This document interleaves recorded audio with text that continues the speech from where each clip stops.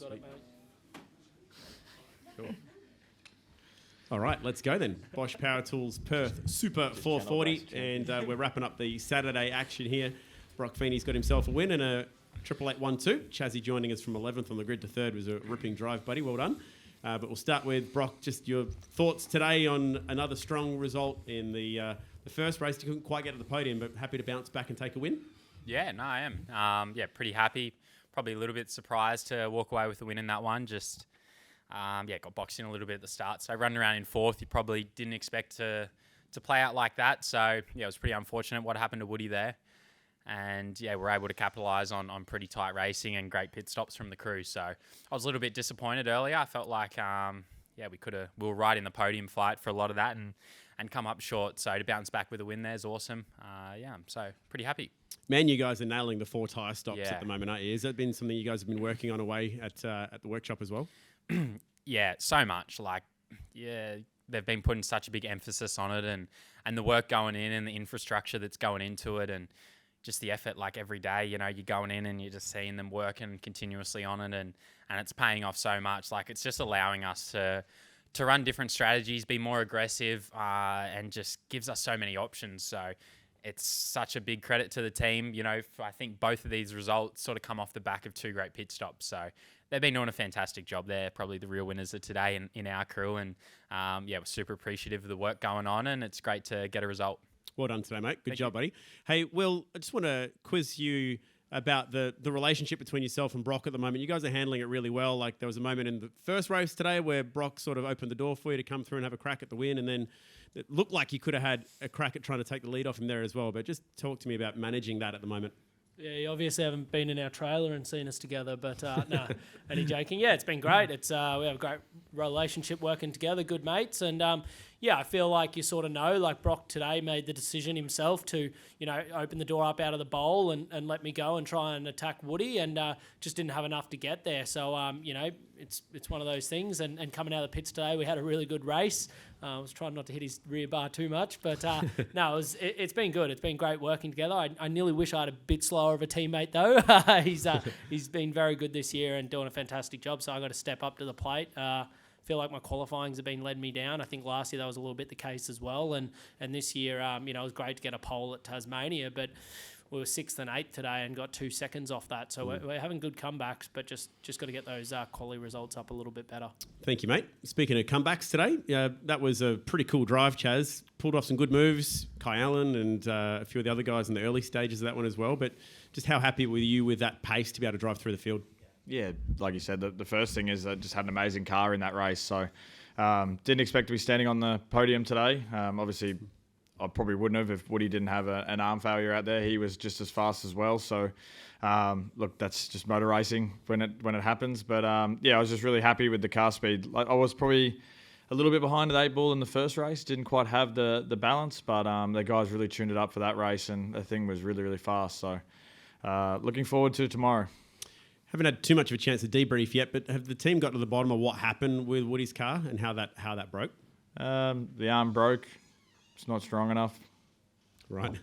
And was it because he went off at turn 5 or anything like that, or they don't know yet? No, I don't think so. Did either of you guys get warned about that, being a possibility after it happened to 1 or 2 cars out there? Yeah, I got warned about it, but then I was chasing Will Brown and he was using about every part of the curb at 5, so...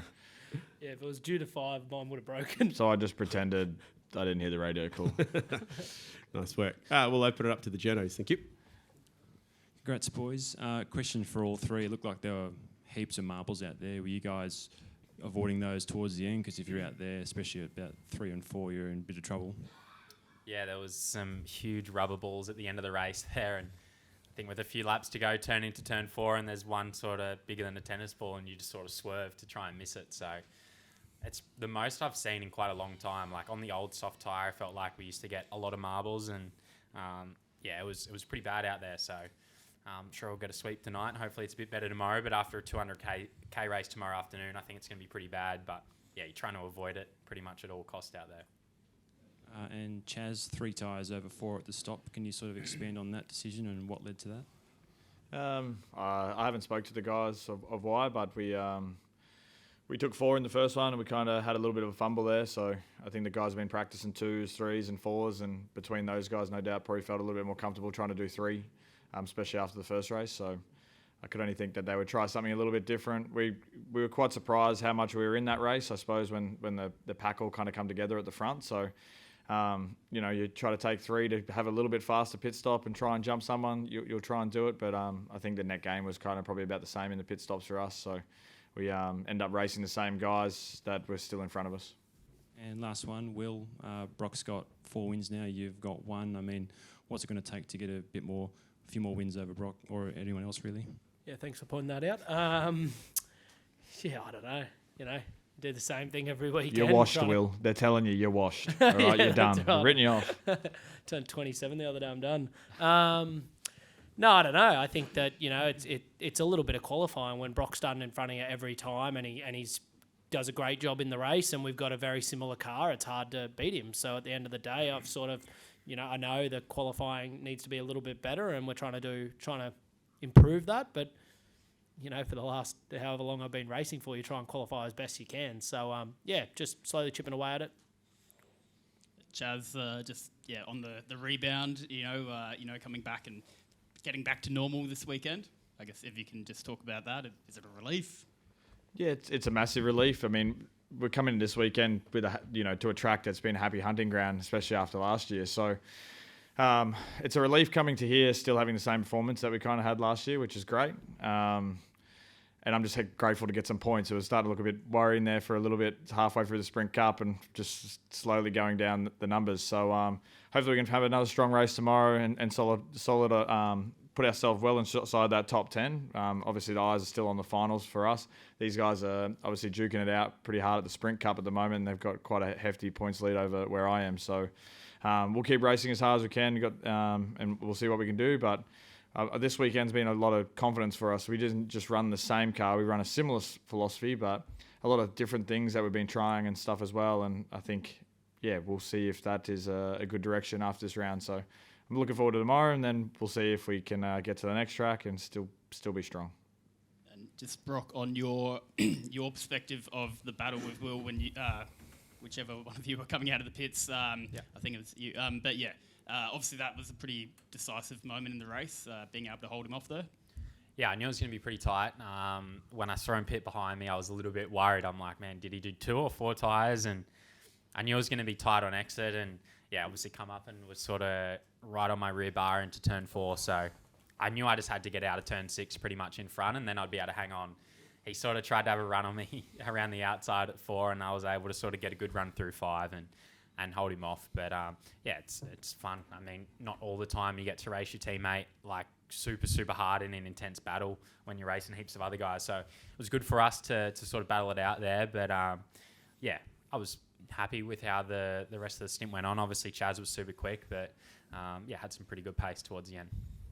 And Will, I guess motorsport's full of flashpoints between teammates battling for a championship, and I think in 2023 there was probably like, when is it going to spill over between you and Brody? But between 23 and then your time with Triple Eight and Broc, you've been able to manage it really well. I guess if you can just sort of speak to how you go about that when you and your teammate are really duking it out for a championship and being able to manage that situation. Yeah, I think it's one of those things when you have a fast teammate, there's always scenarios where you end up racing each other. So it's tough sometimes, but I think it's great having 2 cars up there that are so strong together. And I think last year duking it out, it wasn't really that one car really got it over the other one. It was tight till the end of the year, and hopefully that's the same case this year. Obviously the points have changed, but it seems like like you say, Broc's had 4 wins, but I had 2 seconds today. So not that my results are that bad, but he's just doing a really good job. But it's been good battling so far. Hasn't been too many disagreements or anything like that. So it's all been working out well.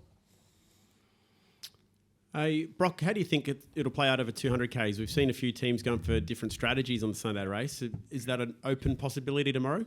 Yeah, I mean, I think it'll be interesting. See how it goes with strategy. I mean, look at Tasmania. Probably none of us would have picked how that was going to play out, and it turned out to be one of the best races we've had in a while. So, I think tomorrow's going to be interesting. I think it's going to be super important to qualify up the front. I think Chaz and Woody are still extremely fast, and we're going to have to do our absolute best to to try and give it to them tomorrow. So, ideally qualify on the front row and run the race from there out front in clear air. It's quite difficult, I think, following. So, we'll see what we can do. But looking forward to it. It's going to be fun. I enjoy fuel stops, two pit stops and all that sort of fun stuff. So it's going to be exciting.